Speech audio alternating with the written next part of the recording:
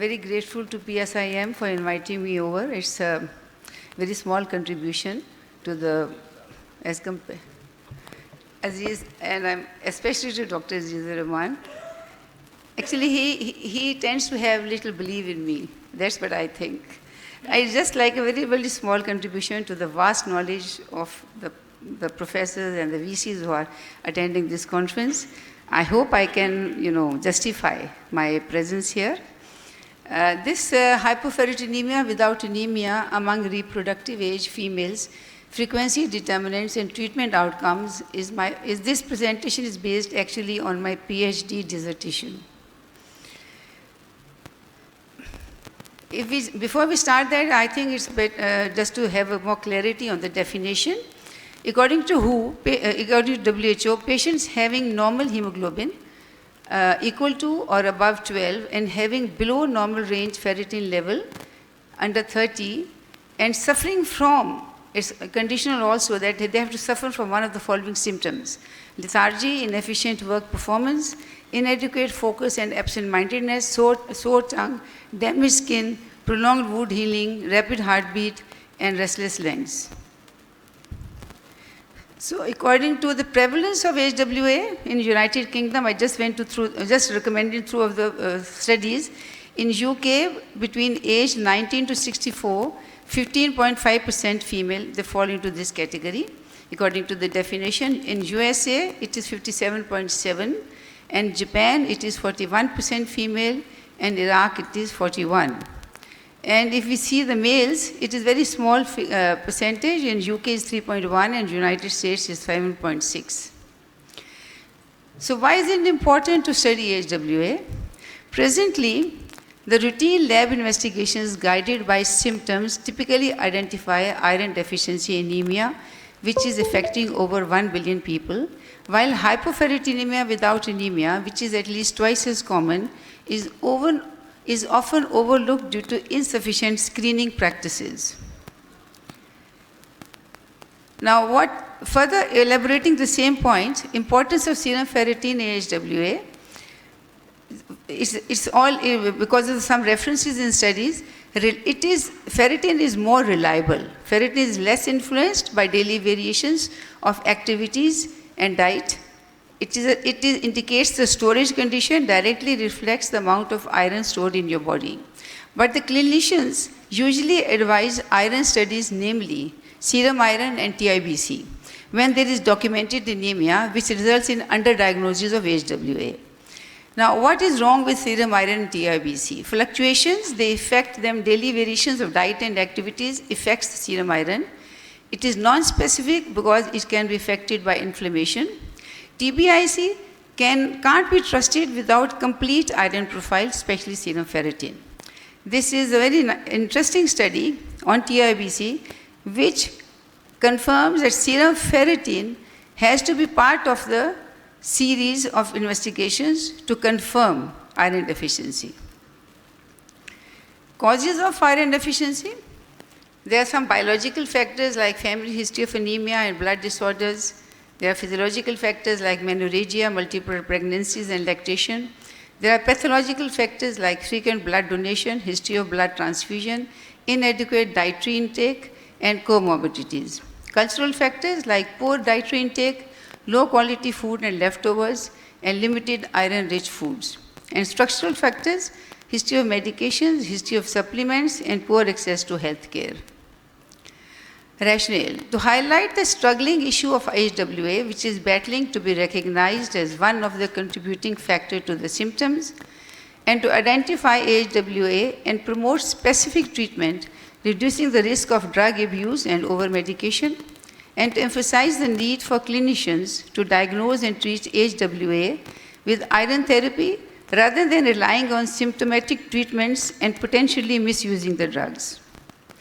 So my objectives based on this rationale, I opted to conduct my study among females of reproductive age between 18 to 45 with specific objectives to determine the frequency and determinants of hypoferritinemia without anemia among women of reproductive age, to compare the treatment outcomes of oral iron supplementation and IV supplementation on the serum ferritin levels after 4 months, and to determine the outcomes in the severity of symptoms of hypoferritinemia without anemia after 4 months. The methodology was to have a cross-sectional study phase 1 and randomized controlled trial study phase 2. In phase 1, we found out the prevalence and determinants of HWA through a close-ended questionnaire, and in RCT, we found out the improvement in clinical symptoms of HWA and serum ferritin post-intervention. So this study was conducted in 2 government hospitals and 2 private hospitals and the surrounding communities of these hospitals in Lahore. Framework for cross-sectional phase 1 was that in these hospitals, we talked to these patients, and those patients who had some of these clinical symptoms, as I mentioned, we got a consent, and then we got there, and those consent was, the patients who were selected with the consent was, the exclusion of the patients from after this questionnaire was of those patients who had premature menopause, iron and vitamin supplementation, blood transfusion, blood disorders, and mental illnesses. So we took the blood samples of the rest of the patients, which were participants, which were 1, 3, 4, 7, and we did their CBC and serum ferritin. Now, out of these, those participants were excluded who had low hemoglobin levels and who had ferritin levels higher than 30, and who were pregnant and lactating mothers. The blood samples, the rest of the participants, their blood samples were then done for thyroid test and blood sugar levels, and exclusion was done who had disturbed thyroid levels and high blood sugars. So the inclusion finally, after this cross-section, was apparently healthy females who had thyroid and blood sugar levels normal, and who only had ferritin level below 30. So, and with clinical symptoms HWA, and normal hemoglobin equal to 12 or above 12. For the RCT framework, the patients that I mentioned in the last framework was the criteria. We got out 399 participants from that final outcome from the cross-section. And these then 399 were then randomized and the number selected, because we required a number of 300. And then they were allocated 3 groups. Group A, we plan to give oral iron therapy. Group B, we plan to give iron IV therapy. And Group C, no treatment. And the outcome of this Group A showed improvement in clinical symptoms of HWA and serum ferritin level, and Group C, variable results. Now, just to further elaborate how we did it, the methodology that was followed was, there was phase 1 of in cross-section. Phase 1, step 1 was purposive sampling of individuals who provided informed consent for blood samples for CBC and iron ferritin. Step 2 of the phase 1 was blood samples of selected patients were taken for thyroid function and blood sugars. Phase 2 of step 1 of phase 2, which is RCT, apparently healthy females with clinical symptoms of HWA and normal hemoglobin ferritin levels less than 30 and normal thyroid and blood sugar levels. And phase 2 of step 2 was random assignment of selected participants to group A, B, and C via simple random sampling using a computer-generated list, and we selected 300 participants. Now, what we found out, frequency of participants based on phase 1, which is cross-section of 1347, that HWA was in 399 patients. Normal were 406 with the symptoms, with the history of symptoms. Ferritin above 120 was 47. Iron deficiency anemia with normal ferritin was 331, and non-iron deficiency anemia was 164. So for us, the number which suited our study was HWA, which is 399. So phase 1 frequency of symptoms, if we try to break up into the symptoms of frequency that we found out, the highest frequency of symptoms was fatigue, which was in 375. And Other symptoms, yes, like restless leg syndrome was 996, poor condition of skin and hair was 264, and so on. But the major was the fatigue, which was highest in this HWA. Out of the determinants, the normal menstrual flow, they had higher number with the normal flow of 1 to 5 days, the HWA was less. But with the flow of above 6 days, the number was 236 of HWA. So it was pretty prominent, the disturbed menstrual bleeding flow. Similarly, meals per day, those participants who were on 1 or 2 meals per day, they were suffering from HWA. They were more in number, 277. Whereas as compared to those patients who were taking 3 or more meals per day, the normal was higher in 298 and the HWA was 122. So the meal pattern, the dietary diversity was more important in HWA. Family history of anemia, it didn't play a very important role. It was just like 68 and they had HWA and 40 were normal. So it was not very prominent. The food groups diversity was again very high in if they have if their diet is coming from few food groups, the HWA was 147, and if it was coming from more food groups, the normal 355 went very high. So that means that diversity of food was contributing more to was more healthier than having a limited food choices.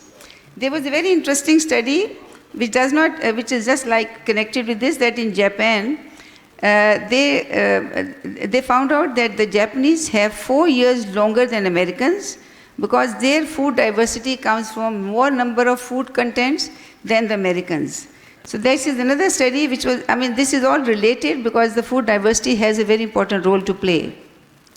So comparison of determinants, the highest was, as I said, menstrual bleeding, then meal skipping, then family history of anemia, and then dietary diversity. So mean difference in ferritin levels of group A, B, and C after 4 months, we found out that on oral therapy, the difference was of 21 in the level of ferritin. We started with 17, and after 4 months, it became 38. In group B, which was IV therapy, the baseline was 17, it went down to 103, the difference was 85. And in the C group, it was like the same. It was 19 and then became 13.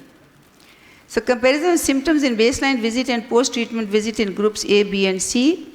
The symptoms, there's the same thing in p-value, that it was important. The oral therapy has a role to play. Similarly, the IV therapy also has a pretty prominent role to play in improving the symptoms of HWA.